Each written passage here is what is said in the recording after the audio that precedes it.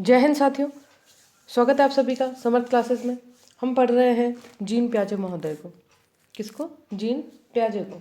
और इन्हीं जीन प्याजे की बताई हुई विकास की 4 अवस्थाओं को आज हमें डिटेल में करना है। पहली अवस्था संवेदीगामक, दूसरी पूर्व संक्रियात्मक अवस्था, तीसरी मूर्त संक्रियात्मक अवस्था और चौथी औपचारिक संक्रियात्मक अवस्था। ठीक है, ये चारों अवस्था हैं जो जीन प्याजे ने बताई है। अब इनका डिस्क्रिप्शन ये किस तरह से देखते हैं वो देख लेते हैं हम लोग। जीन प्याजे का संज्ञानात्मक विकास। पहली अवस्था जो है आपकी संवेदीगामक अवस्था। संवेदीगामक अवस्था, ये इसका दूसरा नाम। संवेदीगामक अवस्था, ज्ञानात्मक अवस्था, क्रियात्मक अवस्था, संवेदात्मक अवस्था, या संवेदी पेशीय अवस्था। संवेदी पेशीय अवस्था। तो भाई साहब पहला क्वेश्चन तो आपका यही समझ में आ गया आपको कि इनमें से कोई भी नाम दे देगा वो। आपको तो ये ध्यान में रखना है कि कौन सा नाम है इसका। ज्ञानात्मक कह दो, संवेदीगामक कह दो, संवेदी पेशीय कह दो, क्रियात्मक कह दो या संवेदात्मक कह दो, सारी अवस्थाएं एक ही है। ठीक है, कौन सी है? संवेदीगामक अवस्था, जो इनकी पहली अवस्था ये बताते हैं, जिसे ज्ञानात्मक अवस्था भी क्या कहा गया है। कहाँ से कहाँ तक होती है? तो 0 से 2 वर्ष तक होती है। कहाँ तक होती है? 0 से 2 वर्ष तक होती है। और अगर आपको लगे कि मैम इतनी सारी अवस्थाओं, एक ही अवस्था के इतने सारे नाम, मतलब बड़ा कन्फ्यूज़न है, तो इंग्लिश वर्जन देख लेना, उसमें आपको एक ही नाम मिलेगा, सेंसोरी मोटर। ठीक है, इसके अलावा कोई भी शब्द आपको इंग्लिश में नहीं मिलेगा। हिंदी में हमारे पास 4-5 शब्द हैं, लेकिन इंग्लिश में आपके पास एक ही शब्द है। तो आपकी मर्जी हो तो आप इंग्लिश वर्जन में चेक कर लीजिएगा, तो आपको ये 4-5 शब्द याद नहीं करने पड़ेंगे। और ऐसा कुछ है नहीं कि इनको याद करने में कोई खास बड़ी दिक्कत आपको आएगी, ऐसा कुछ नहीं है, आराम से याद हो जाएंगे। चलिए आगे बढ़ते हैं हम लोग।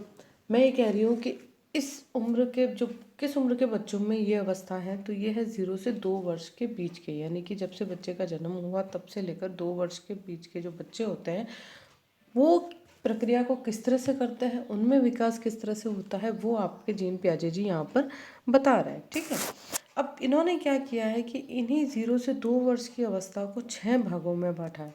देखिए कितना विस्तृत अध्ययन किया है इन्होंने, कि इस चीज़ को इन्होंने कितने पार्ट में डिस्ट्रीब्यूट किया है, 6 पार्ट में इसको क्लासिफाई किया है और हमें समझाया है। अब इनको एक एक करके हम थोड़ा सा ठीक से पढ़ते हैं। ठीक है, थोड़ा सा डिटेल्ड वीडियो होगा, लेकिन प्लीज़ शांति से पढ़िएगा, आराम से पढ़िएगा। मैं सिर्फ वो टॉपिक बताना चाहती हूँ जो कहीं ना कहीं एग्ज़ाम क्रैक करने में हमारी हेल्प कर दें। बाकी पूरा ज्ञान झाड़ने का मुझे कोई शौक़ नहीं है। किताबों में सब कुछ लिखा हुआ होता है, लेकिन हमें वो देखना है जहाँ से हमारे प्रश्न बनते हैं। पहला है सहज क्रिया की अवस्था। कौन सी? सहज क्रिया की अवस्था। प्रतिवर्त सहज क्रिया की अवस्था। प्रश्न क्या पूछेगा? बस यही पूछेगा ये कौन सी अवस्था है ना। तो क्या ज्ञानात्मक की 4 अवस्थाएं कौन कौन सी है? तो 4 ऑप्शन दे दिए होंगे, उनमें से हमें शायद एक वो होगा जो वो गलत देगा, या तो हाँ में पूछेगा या ना में। 2 तरह के प्रश्न पूछते हैं कि इनमें से कौन सी अवस्था है या कौन सी नहीं है। ठीक है ना, तो इसलिए आपको ये चारों पांचों नाम, जो 6 नाम है, वो आपको याद करने ही पड़ेंगे। इसका कोई भी सोल्यूशन आपके पास नहीं है। यहाँ से अगर अच्छा प्रश्न बनता है तो यही बनता है। अब इसमें है क्या, ये कहाँ से कहाँ तक है? तो 0 से 30 डेज, 0 से 30 डेज का जो बच्चा होता है वो इस क्रियाओं को करता है, ऐसा प्याजे जी कहते हैं। क्या कहते हैं प्याजे जी? कि प्रतिव्रत सहज क्रिया किस उम्र के बच्चों में पाई जाती है? 0 से 30 दिन का जो बच्चा होता है उसमें पाई जाती है। और ये सहज क्रिया क्या होती है? मतलब कोई भी बता सकता है कि इस उम्र में बच्चा क्या क्रिया करेगा। एक ही क्रिया करता है, वो है चूसना, दूध पीता है। जन्म मतलब जस्ट न्यू बॉर्न बेबी है तो वो एक ही प्रक्रिया करेगा ना भाई, इस दौरान दूध पीने की प्रक्रिया करेगा। तो इस दौरान वो कौन सी क्रिया करता है? चूसना क्रिया करता है, और वो एक सहज क्रिया है जो भगवान बच्चे को सिखा कर ही भेजता है। हमें उस पर ज़्यादा एफर्ट नहीं डालने पड़ते। फिर दूसरी है आपकी प्रमुख वृत्तीय प्रतिक्रिया। वृत्तीय प्रतिक्रिया का मतलब क्या होता है? रिपीट करना। क्या करना? रिपीट करना। किस उम्र से किस उम्र का बच्चा? 1 महीने से लेके 4 माह का बच्चा इस तरह की प्रक्रिया करता है। क्या करता है वो? रिपीट करता है। क्या रिपीट करेगा इस उम्र का बच्चा? रोना धोना, यही तो रिपीट करेगा। तो हमारे लिए प्रश्न यहाँ से और यहाँ से बनता है, किस उम्र का बच्चा है और कौन सी क्रिया कर रहा है। ठीक है, नाम के साथ उसकी उम्र याद रखिए। क्रिया आज तक तो कभी पूछी नहीं गई, आगे पूछ ले तो कुछ कह नहीं सकते, अभी तक ऐसा कुछ भी नहीं। ठीक है, तो 1 से 4 माह का बच्चा क्या करता है? क्रियाओं को रिपीट करता रहता है, बार बार क्या करता रहता है? रिपीट करता रहता है। उसके बाद है गौण वृत्तीय प्रतिक्रिया। कौन सी प्रतिक्रिया? गौण वृत्तीय प्रतिक्रिया। किस उम्र का बच्चा है? 4 से 8 माह का, 4 से 8 माह का बच्चा है, 4 to 8 मंथ का बच्चा है। और ये किस तरह की क्रिया कर रहा है? पकड़ने और छोड़ने जैसी क्रिया कर रहा है, चीज़ों को पकड़ता है और छोड़ता है। ठीक है ना, इस तरह के इसलिए यहाँ से प्रश्न नहीं बनते कि वो क्रिया क्या करता है। प्रश्न सिर्फ यहीं से बनते हैं कि किस उम्र का बच्चा है और कौन सी क्रिया उसमें शामिल है। तो गौण वृत्तीय प्रतिक्रिया 4 से 8 माह का बच्चा, गौण वृत्तीय प्रतिक्रिया 4 से 8 माह का बच्चा। उसके बाद कौन है? गौण स्कीमेटा का समन्वय, यानी कि क्या करता है? लक्ष्य और साधन में अंतर करता है। किस उम्र का बच्चा है? 8 से 12 माह का बच्चा है, 8 से 12 माह का बच्चा है। अनुकरण करता है, खोज करता है। क्या करता है? इस ये शब्द अच्छे हैं इसमें, अनुकरण करता है और क्या करता है? खोज करता है। अनुकरण और खोज, ये 2 काम करता है इस उम्र में बच्चा। अभी 8 से 12 माह का बच्चा क्या खोज करेगा मैम? करता है, चीज़ों को देख के सोचता है, समझता है, उनको तोड़ देता है, तोड़ के राजी हो जाता है, बताता देखो मैंने पेन में से निम्न निकाल देगा। उसके हाथ में आप पेन दे दोगे 1 साल के बच्चे के हाथ में, वो उसको खोलेगा और खोल के अंदर से निकालेगा और फिर बोलेगा देखो मैंने एक नया प्रयोग कर दिया। मतलब उसके लिए वो खोज है, आपके लिए और मेरे लिए नहीं है, लेकिन उसके लिए वो खोज है। तो वो इस तरह के, उसको लग रहा है कि वो नए नए एक्सपेरिमेंट कर रहा है, तो वो खोज करने का काम करता है। आपको पता है इस वक्त कई बच्चे चलना सीख जाते हैं, उनके लिए वो खोज है। किसी चीज़ को पकड़ के बैठ जाते हैं, मोबाइल को भी पकड़ के बैठ गए तो उनको लगेगा अरे हमने खोज कर दी। कोई कॉल भी कर दिया, उनको लगेगा हमने खोज कर दी। यानी कि इस तरह की हरकतें बच्चा इस टाइम करता रहता है। और क्या करता है वो?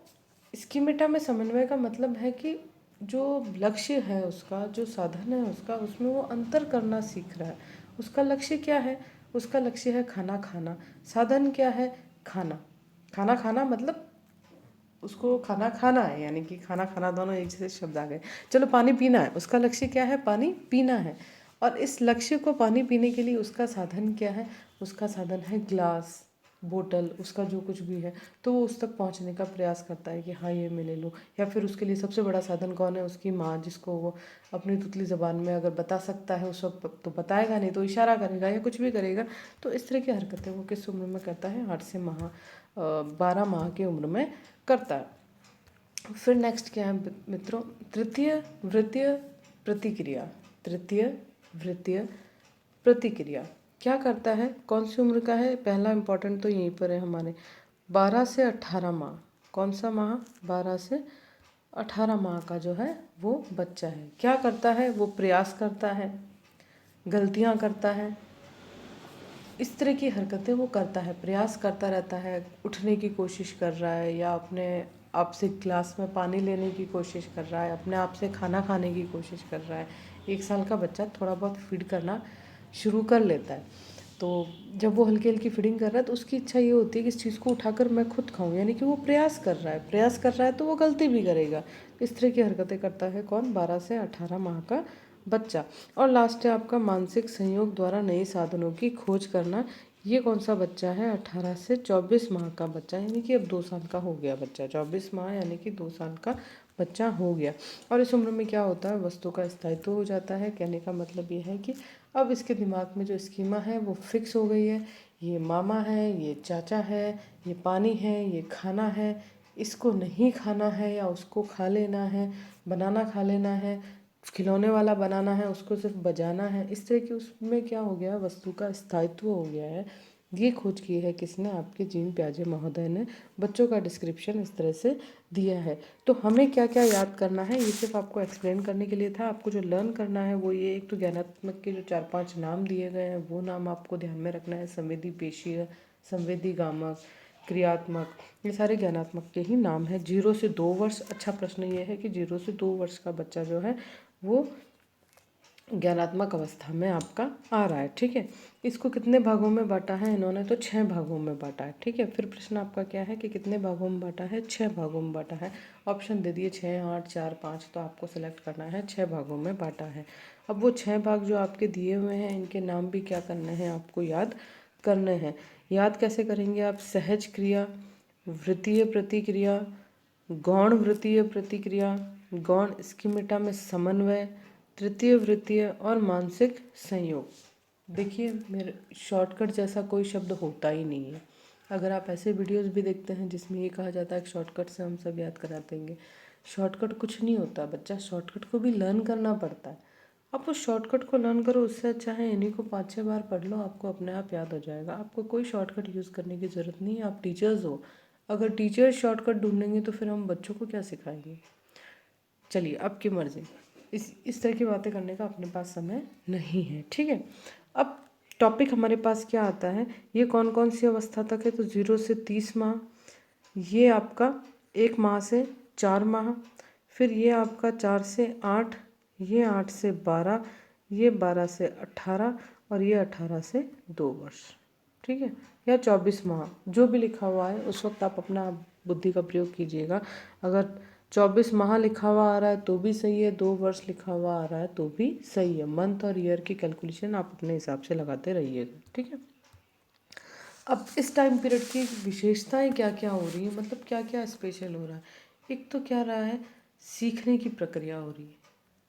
ठीक है, क्या सीखा जा रहा है, संवेदना, संवेदना, शारीरिक क्रियाएं, वो किस माध्यम से सीख रहा है, संवेदना के माध्यम से सीख रहा है, शारीरिक क्रियाओं के माध्यम से सीख रहा है, गामक क्रियाओं के माध्यम से सीख रहा है। इस उम्र में बच्चा, हमें पता है कैसा होता है दोस्तों, तो वो स्वार्थी होता है। मम्मी की गोदी सिर्फ उसी के लिए है, ये आप सबने देखा है, भले आप टीचर हो, पढ़े लिखे हो, लेकिन अपने घर में आपने सबने ऑब्जर्व किया है कि बच्चा अपनी मम्मी को लेके बहुत मतलब पजेसिव होता है। उसकी मम्मी की गोदी में अगर उसका बड़ा भाई बहन सर रख लेगा तो वो बड़ा यूँ हो जाएगा, है ना, तो वो बड़ा स्वार्थी होता है, सिर्फ अपने बारे में सोचता है, ये हमें पता है।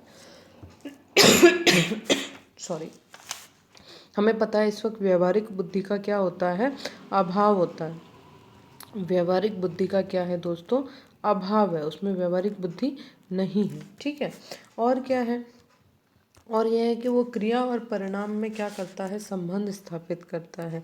क्रिया और क्रिया से जो परिणाम हो रहा है, चीज़ खींच ली, ऊपर पड़ी थी उसकी बोतल, उसने बोतल खींचने के चक्कर में पता नहीं क्या क्या गिरा दिया, तो उसके परिणाम के बीच में जो संबंध हुआ उसका उसे क्या हुआ, पता चला कि हाँ मैं अगर ऐसी एक्टिविटी करूँगा तो उसका रिजल्ट ये आएगा, तो वो उस चीज़ को क्या करता है, समझने की कोशिश करता है। अनुकरण करता है, ये हमने देख लिया, अनुकरण करता है, ऑब्जर्व करता है, चीज़ों पे ध्यान से देखता है, बहुत गौर से उनको देखता है, और क्या होती है उसमें ये भावना प्रबल होती है जिज्ञासा की, जानना है उसे, जो हो रहा है उसे क्या करना है, वो जानना है। ये क्या है, इन उम्र के बच्चों की विशेषताएं हैं। कौन से 0 से 2 वर्ष के बालकों की विशेषताएं जीन पियाजे ने ये दी हैं। इस अवस्था में बच्चा क्या क्या क्रियाएं करता है, ये हमने क्या कर लिया है, कंप्लीट कर लिया है। ठीक है, फिर नेक्स्ट आपके जीन पियाजे के संज्ञानात्मक विकास के सिद्धांत में है पूर्व संक्रियात्मक अवस्था। ये दूसरी अवस्था है जो क्या है, पूर्व संक्रियात्मक अवस्था है। प्री ऑपरेशनल पीरियड, क्या है, प्री ऑपरेशनल पीरियड। ठीक है, प्री ऑपरेशनल पीरियड कहाँ से कहाँ तक के बच्चों के लिए है, तो 2 से 7 वर्ष के बच्चों के लिए। कहाँ से कहाँ तक, 2 से 7 वर्ष के बच्चों के लिए है क्या, पूर्व संक्रियात्मक अवस्था। अब जीन पियाजे महोदय ने क्या किया है, इसको भी 2 भागों में बांट दिया है। एक है प्राक संक्रियात्मक अवस्था, या पूर्व संक्रियात्मक अवस्था भी आप इसे कह सकते हैं। ये पूर्व संक्रियात्मक अवस्था या प्राक संक्रियात्मक, ये दोनों शब्द लिखे हुए आएंगे, आपको ध्यान में रखना है, प्री ऑपरेशनल या पूर्व, जो भी आप याद में रखना चाहें। बिल्कुल वैसे ही प्राक की जगह क्या लिखा हुआ आ सकता है, पूर्व संक्रियात्मक भी आ सकता है। प्री कंसेप्चुअल जो है आपका पीरियड, वो आपका लिखा हुआ आ सकता है। ठीक है, आत्म केंद्रित, आत्म केंद्रित शब्द को समझिएगा, आत्म केंद्रित, इसको ध्यान में रखिएगा, यानी कि वो अपने आप में सेंट्रलाइज्ड है, उसे लग रहा है कि वो ही है बस, मम्मी के लिए भी वही है। वो सबका ध्यान अपनी तरफ अट्रैक्ट करना चाहता है। वो चाहता है कि हर कोई उसके बारे में ही बात करे, हर कोई उससे ही बात करे, जो भी आए वो देखे, अरे ये बच्चा क्या कर रहा है, अरे बच्चा यूँ है, अरे बच्चा यूँ है। उसको खुद के ऊपर क्या चाहिए, अटेंशन चाहिए, वो आत्म केंद्रित है बच्चा। और ये कौन सी अवस्था है, 2 से 4 वर्ष की अवस्था है। आपको ध्यान में रखना है, पूर्व संक्रियात्मक तो है 2 से 7, इसके 2 पार्ट किए हैं, एक तो है पूर्व संप्रियात्मक और एक है अंतर्दर्शी अवधि यानी कि अंतः प्रज्ञात्मक। तो पूर्व संप्रियात्मक तो है आपकी 2 से 4 वर्ष का बच्चा, और अवधि अंतर्दृश्य अवधि जो है वो है आपकी 4 से 7 वर्ष के बच्चे के लिए। ठीक है, पहले टॉपिक को थोड़ा सा अच्छे से देख लेते हैं हम लोग। पहले टॉपिक में यानी कि इसमें क्या क्या हो रहा है आपका। ठीक है, प्री कंसेप्चुअल। एक तो बच्चा क्या है, आत्मकेंद्रित से 2 से 4 वर्ष, ही मैंने पहले ही लिख दिया आपको। ठीक है, क्या क्या हो रहा है इसमें। एक तो सूचना का क्या हो रहा है, विकास हो रहा है। सूचकता का क्या हो रहा है, विकास हो रहा है। फिर क्या है, वो लाक्षणिक कार्य करता है। क्या करता है, लाक्षणिक कार्य करता है। नकल करता है। क्या करता है, नकल करता है। लड़का है वो पापा की तरह, पापा को देखेगा, अरे पापा टाई वाई लगा रहे हैं, कर रहे हैं, चश्मा लगाते हैं, बेल्ट ऐसे पहनते हैं, जो कुछ भी उनकी हरकतों को देखता है बच्चा वापस क्या करता है, उन हरकतों को रिपीट करता है। हालांकि फ्राइड साहब इस बारे में बहुत अलग बातें करते हैं। फ्राइड को हम पढ़ेंगे, बड़े ही विस्तार पूर्वक पढ़ेंगे, वो भी अपनी अलग अलग तथ्यात्मक बातें रखते हैं इस बारे में। जीन पियाजे के तथ्य फ्राइड से थोड़े से अलग हैं। फ्राइड इन सब चीज़ों को अट्रैक्ट करने से रिलेटेड मानते हैं, जबकि जीन पियाजे अट्रैक्ट करने से नहीं मानते। जीन पियाजे ये मानते हैं कि बच्चा आत्म केंद्रित होता है, वो नकल करता है लोगों का अपना ध्यान केंद्रित करने के लिए, जबकि फ्राइड ये मानते हैं कि वो लोगों को अपनी ओर अट्रैक्ट करने के लिए इस काम को कर रहा है। दोनों शब्दों में थोड़ा सा फ़र्क है, लेकिन फ्राइड साहब थोड़ा सा अलग बोलते हैं इस मामले में। चलिए, और क्या होता है, खेल नाटक प्रतीकात्मक योजनाओं का अभ्यास मात्र है, ये प्याजे महोदय ने कहा है। प्याजे ने इसी जो ये पीरियड है बच्चे का, इसके लिए इन्होंने क्या कहा है, इन्होंने कहा है, स्टेटमेंट ध्यान रखिएगा कि खेल नाटक क्या है, प्रतीकात्मक प्रतीकात्मक योजनाओं का अभ्यास मात्र है, का अभ्यास मात्र है। ठीक है, ये कहा है किसने, प्याजे महोदय ने। क्या कहा है कि खेल नाटक प्रतीकात्मक योजनाओं का अभ्यास मात्र है। ठीक है, अब इसमें सीमाएं क्या क्या है उस पर हम लोग क्या कर लेते हैं, बात कर लेते हैं। ठीक है, 3 पर्वतों की समस्या कहा गया है किसको, आत्म केंद्रण को, आत्म केंद्रित। बस इतना ध्यान रखो कि इसे क्या कहा गया है, 3 पर्वतों की समस्या। इस शब्द को इससे आप कनेक्ट कर लेना बस, 3 पर्वतों की समस्या, आत्म केंद्रित। जीव विज्ञान, ज़्यादा समय इस पर हम नहीं लगाएंगे, बस आपको शब्दों से मैं क्लिक कर दूँ, ये शब्द आए तो आप इसको प्राक संप्रियात्मक अवस्था से जोड़कर देखिएगा। ठीक है, स्वयं से बात करना, स्वयं से बात करना, स्वयं से बात करना। और क्या है, आत्मकेंद्रित चित्रण, वही चिंतन, आत्मकेंद्रित होना और आत्मकेंद्रित चिंतन करना दोनों एक ही तरह के शब्द हैं। केंद्रीकरण, इस केंद्रीकरण से संबंधित एक प्रयोग ध्यान में रखें आप, 9 गोलियों का प्रयोग। किसका प्रयोग, 9 गोलियों का प्रयोग। अब तो बस शब्दों को क्लिक करना सीखो, आप इसके ज़्यादा डिटेल में जाओ इतना अभी आपके पास समय नहीं है, आपके पास मात्र 1 महीना है, आप ये मान के चलिए। इसलिए आप शब्दों को क्लिक करना सीखें कि किसको मुझे कहाँ से क्लिक करना है। केंद्रीकरण, 9 गोलियों का प्रयोग, और लास्ट है आपका अहम भाव। अहम भाव, देखिए, आत्मकेंद्रण, जीववाद, खुद से बातें करना, केंद्रीकरण, अहम भाव। ठीक है, ये 4-5 शब्द आपको याद करने हैं। आत्मकेंद्रण में 3 पर्वतों की समस्या से ध्यान में रखिएगा, और केंद्रीकरण को 9 गोलियों का प्रयोग से आप लोग क्या करिएगा, ध्यान में रखिएगा। ठीक है, नेक्स्ट है आपका अंतर्दर्शी अवधि। मैंने कहा था ना, थोड़ा सा वीडियो आपका लेंदी जा सकता है, अगर मैं डिटेल में जाऊँ तो और लेंदी चला जाएगा, लेकिन मैं डिटेल में नहीं जाना चाहती। मैं सिर्फ इतना चाहती हूँ कि आप वर्ड को क्लिक कर लें अपने ऑप्शंस के साथ, बस, और कुछ नहीं, जोड़ के देखें इन चीज़ों को।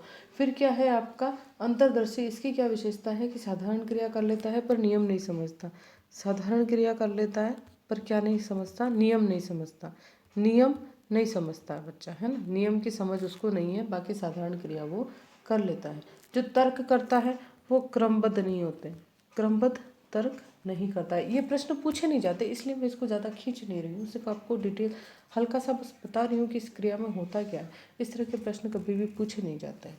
सहज चिंतन है, उत्क्रमणशीलता का अभाव है। उत्क्रमणशीलता या अनपलटन कह दो, ये शब्द यूज़ किया है इन्होंने, अनपलटन। उत्क्रमणशीलता या अनपलटन का यानी कि रिवर्स, अनपलटन का मतलब है रिवर्स करने का, यानी कि इस उम्र के बच्चे को आप अगर ये जो बच्चा है आपका अंतर्दर्शी अवधि वाला बच्चा, यानी कि 4 से 7 साल का बच्चा, 4 से 7 साल का बच्चा, अगर आप इसे कहोगे 2 3 जा कर तो वो बोल देगा 6, लेकिन आप अगर ये कहोगे कि 3 2 जा कर तो वो वापस गिनने लग जाएगा। हो सकता है वो नहीं कर पाए क्योंकि उसने 2 की टेबल तो लर्न कर ली, लेकिन 3 की टेबल उसने लर्न नहीं की। तो वो हालांकि चीज़ें सब सामने ही दिख रही है, लेकिन वो इस चीज़ को समझ नहीं पा रहा है कि इसको रिवर्स कैसे लेके जाना है, वो उस प्रक्रिया को रिवर्स में नहीं ले जा पाता। यानी कि अनपलटन का क्या होता है, इस टाइम अभाव होता है, अनपलटन वो नहीं सीखता। वर्गीकरण का क्या होता है, अभाव होता है। ये है आपकी कौन सी सेकंड नंबर की अवस्था जो है, पूर्व संक्रियात्मक अवस्था। अब ये दोनों ज़्यादा टाइम नहीं लेगी। थर्ड है आपकी मूर्त संक्रियात्मक और फोर्थ है आपकी औपचारिक संक्रियात्मक। मूर्त और औपचारिक, मूर्त और औपचारिक। पहली आपकी संवेदीगामक, दूसरी आपकी पूर्व संक्रियात्मक, तीसरी आपकी मूर्त संक्रियात्मक और चौथी आपकी औपचारिक संक्रियात्मक। ठीक है, संक्रियात्मक संक्रियात्मक तीनों में संक्रियात्मक इस्तेमाल हो रहा है। तीसरी में आपकी ये पूर्व, ये सेकंड, ये थर्ड और ये आपकी फोर्थ। ठीक है, पहली है वो संवेदीगामक है, थोड़ा सा नाम अलग जाता है उसका, संवेदीगामक अवस्था। बाकी इन तीनों के नाम एक जैसे हैं, पूर्व मूर्त औपचारिक, पूर्व मूर्त औपचारिक, पूर्व मूर्त औपचारिक। 4 5 बार बोलो, याद हो गया आपको, कहीं नहीं जाने वाला। ठीक है, उम्र पहली अवस्था 0 से 2 वर्ष, दूसरी अवस्था 2 से 7 वर्ष, तीसरी अवस्था आपकी 7 से 11 12 वर्ष और चौथी अवस्था आपकी 11 12 से परिपक्वता तक। ठीक, मूर्त संक्रियात्मक अवस्था, मूर्त संक्रियात्मक अवस्था। ठीक है, कहाँ से कहाँ तक, जैसा कि मैंने आपसे कहा 7 से 11 या 12, दोनों में से कोई एक फिगर आपको मिलेगा। आप दोनों में से जो फिगर है उसको आप करेक्ट कर दीजिएगा। मैं यहाँ महाज्ञानी बनकर आपको ये नहीं बताऊंगी कि 12 ही फैक्ट है या 11 ही फैक्ट है। अलग अलग रेफरेंस बुक में अलग अलग दिया हुआ है, इसलिए आप भी ज़्यादा कंफ्यूज ना रहें इसको लेकर। ये तय है कि दोनों में से एक ही चीज़ आएगी, उनको भी पता है क्योंकि रेफरेंस बुक में अलग अलग है, तो बच्चे को कंफ्यूज करने से मतलब नहीं। 7 से 11 लिखा हुआ आएगा या 7 से 12 लिखा हुआ आएगा आपके लिए। ठीक है, क्या होता है इसमें, बस 2 4 शब्दों को थोड़ा सा ध्यान में रख लो। चिंतन और तर्क का क्रमबद्ध होना, तर्क यहाँ पर क्या हो जाएगा, क्रमबद्ध हो जाएगा। जो अभी तक नहीं हुआ है वो अब हो जाएगा। ठीक है, जो अभी तक नहीं हुआ है वो क्या हो जाएगा, अब हो जाएगा। मूर्त वस्तुओं पर क्या करेगा, तार्किक चिंतन करेगा। मूर्त और अमूर्त, मेरा पिछली वीडियो में मैंने आपको एक्सप्लेन कर दिया कि मूर्त अमूर्त क्या है, उस पर वो क्या करेगा, तार्किक चिंतन करेगा। पंक्तिबद्धता, पंक्तिबद्धता, इससे पिछले वाले जो अवस्था है उसमें जहाँ वो जीववाद में विश्वास करता है, यानी कि हर चीज़ में उसे लगता है कि जान है। जैसा कि एग्जाम्पल के तौर पे अगर वो फर्श पे नीचे गिर गया है तो उसे लगेगा कि फर्श ने नीचे गिरा दिया, तो वो कंप्लेन करेगा कि देखो मेरे को नीचे गिरा दिया। तो फिर हम भी उसको राजी रखने के लिए कहते हैं कि ले भाई 2 3 मार ले इस फर्श को, तो वो मारता है, वो राजी हो जाता है, उसको लगता है हाँ मैंने पनिशमेंट दे दी। यानी कि वो जीववाद ढूंढता है ना। लेकिन यहाँ इस अवस्था में वो जीववाद से क्या हो गया है, बाहर आ गया है। वो अब इन चीज़ों को क्या करने लग गया है, समझने लग गया है। दिशाओं का उसे क्या है, ज्ञान होने लग गया है। इस उम्र में के बच्चों में क्या होता है, दिशाओं का ज्ञान होता है। संरक्षण की क्या होती है, समझ होती है। क्या होती है, संरक्षण की समझ होती है। संरक्षण, संरक्षण की क्या होती है, उसमें समझ होती है। संरक्षण जैसे परिवार की, भाई बहनों की, घर की, घर में रहूँगा तो सेफ रहूँगा, दीदी के साथ रहूँगा तो सेफ रहूँगा, भैया के पीछे खड़ा रहूँगा तो सेफ रहूँगा, इस तरह की समझ उसमें आ जाती है। संरक्षण की क्या होती है, उसमें समझ होती है। विकेंद्रीकरण की भावना आ जाती है। विकेंद्रीकरण और क्या, यथार्थवादी होता है और व्यवहारवादी होने लग जाता है। इस वक्त बच्चे में काफ़ी समझ जो है वो आ जाती है। ठीक है, फिर अंत में है आपकी औपचारिक संक्रियात्मक अवस्था, जो कहाँ से है दोस्तों, आपकी 11 12 वर्ष से लेकर परिपक्वता तक, या फिर आप क्या कह सकते हैं, किशोरावस्था तक। किशोरावस्था, किशोरावस्था तक, या तो परिपक्वता शब्द का इस्तेमाल कर लो या क्या कर लो आप, किशोरावस्था की बात कर लो। ठीक है, इसमें क्या क्या है, अमूर्त चिंतन भी है और मूर्त भी है। अमूर्त तो होता ही है, अमूर्त आ गया अब उसमें, लेकिन इसका मतलब ये तो नहीं है कि मूर्त चला गया है, वो तो साथ में रहेगा ही। अमूर्त और मूर्त दोनों में, दोनों तरह का चिंतन वो कर रहा है, ठीक है। परिकल्पनिक निगमन तर्क का क्या हो रहा है, विकास हो रहा है, ठीक है। संभावना से वास्तविकता की ओर जा रहा है, यानी कि कोई चीज़ होगी उससे वो किस तरफ जा रहा है कि हाँ डेफिनेटली ऐसा ही होता है। यानी कि जहाँ होगा वाली बात थी, अब क्या है वाली बात में वो आ गया है। अपसारी चिंतन, ये शब्द अच्छा है, अगर यहाँ से कोई शब्द आता है तो ये आता है, अपसारी चिंतन आपने पढ़ा होगा। अपसारी चिंतन, ये चिंतन वाला टॉपिक भी हम लोग बहुत जल्दी कोशिश करेंगे कि कंप्लीट कर पाए। प्रयास तो कर रही हूँ, लेकिन समय के अभाव की वजह से क्या होता है, मैं daily time to time video नहीं डाल पाती हूँ। उसके लिए मैं माफ़ी भी चाहूँगी आपसे, क्योंकि जो ऑफलाइन क्लासेस चलती है उसकी वजह से ज़्यादा समय नहीं मिल पाता है। चलिए फिर भी मैं प्रयास करूँगी कि सारे टॉपिक आपको कवर करवाने की क्या करूँ, कोशिश करूँ। अपसारी चिंतन का मतलब होता है हर पक्ष की तरफ से सोचना। हर पक्ष का चिंतन क्या कहलाता है, आपका अपसारी चिंतन कहलाता है। कुल मिला के क्या होता है, सभी प्रकार के मानसिक शक्तियों का क्या हो जाता है, विकास हो जाता है। सभी प्रकार के मानसिक शक्तियों का विकास हो जाता है, किसमें, 11-12 वर्ष से परिपक्वता तक होने में, ठीक है। कैसी सोच होती है, आत्मचिंतन चेतना होती है, आत्म ध्यान होता है, काल्पनिक श्रोता होता है, व्यक्तिगत निजी गाथा महाछवि बनाने की एक उसमें जागृति होती है कि मैं क्या करूँगा, मैं कैसे करूँगा। निगमन चिंतन होता है, आगमन चिंतन होता है, अपसारी चिंतन होता है। वो ये सोचता है कि मैं करियर कैसे बनाऊँगा। ये महागाथा ये शब्द भी इसी से जोड़कर देखा गया है। निजी महागाथा या महाछवि ये चौथी अवस्था से जुड़े हुए हैं ये शब्द, और अच्छे शब्द हैं जो इनको कहीं ना कहीं कनेक्ट करते हैं, जिसपे आपके क्या हो जाते हैं, प्रश्न बन जाते हैं। अगर प्रश्न ऐसा पूछा जाए कि सपोज करो कोई लड़का है, कपिल या कबीर कुछ भी, वो अभी सोच रहा है कि वो डॉक्टर बने या सिंगर बने या डांसर बने या क्रिकेटर बने, तो ये कौन सी अवस्था है। प्रश्न ऐसा हमने देखे हैं, इस तरह के अप्लाइड क्वेश्चन आ जाते हैं, तो हमें ध्यान में रखना है कि वो कौन सी अवस्था है, औपचारिक संक्रियात्मक अवस्था है। क्योंकि अब वो कल्पना से बाहर आ गया है, अब वो एक्चुअल प्लेटफॉर्म की तरफ आ गया है, और अब उसे ये तय करना है कि उसे किस दिशा में जाना है, ठीक है। तो ये आप थे आपके जीन प्याजे महोदय, जो हमने 2 वीडियोज़ में कंप्लीट कर लिया है। पहले वीडियो जिनमें मैंने जीन प्याजे का इंट्रोडक्शन दिया है, उन्होंने क्या क्या बताया है, स्कीमा शब्द को ध्यान में रखेंगे, अनुकूलन शब्द को ध्यान में रखेंगे, आत्मीकरण, सात्मीकरण, विशिष्टीकरण, इन शब्दों को ध्यान में रखेंगे। स्कीमा एक बहुत अच्छा शब्द है जो कई बार पूछा गया है। इनकी बताई हुई 4 अवस्थाओं को ध्यान में रखेंगे। पहली अवस्था कौन सी आपकी, पहली अवस्था है संवेदी गामक अवस्था, फिर है आपकी पूर्व संक्रियात्मक अवस्था, फिर है आपकी मूर्त संक्रियात्मक अवस्था, और लास्ट है आपकी औपचारिक संक्रियात्मक अवस्था। इन 4 अवस्थाओं को ध्यान में रखना है। संवेदी में 0 से 2 वर्ष, पूर्व संक्रियात्मक में 2 से 7 वर्ष, मूर्त में 7 से 11-12 तक, और औपचारिक में 11-12 से कहाँ तक पहुँचे हैं, परिपक्वता तक या किशोरावस्था तक, ठीक है। और ज्ञानात्मक जो है वो आपकी 6 भागों में बांटी गई है, 0 से 30, 30 दिन से 4 माह तक, या 1 माह से 4 माह तक, फिर 4 से 8, 8 से 12, और 12 से 18, और 18 से कहाँ तक, 2 वर्ष तक या 24 माह तक। ये हो गए हमारे जीन प्याजे महोदय कंप्लीट। उम्मीद करती हूँ दोस्तों आपको वीडियो पसंद आया होगा, समझ में आया होगा। अगर आपको ठीक लगे तो लाइक करें, सब्सक्राइब करें, और क्या करें, शेयर करें। Thank you for watching this video and have a wonderful day ahead.